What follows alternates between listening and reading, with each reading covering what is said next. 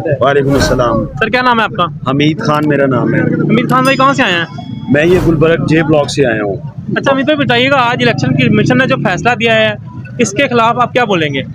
ये election commission जो है ये सारी ज़िंदगी जो मुर्दे थे उनको वो जिंदा करके वोट डाल कर कास्ट करवाता रहा है और हुकूमतों से मिल के मली भगत करके पैसे लेके, इसीलिए तो सीधी राह पे कभी वोट डला ही नहीं है। वोट किसी को डालते हैं, जीत कोई और जाता है।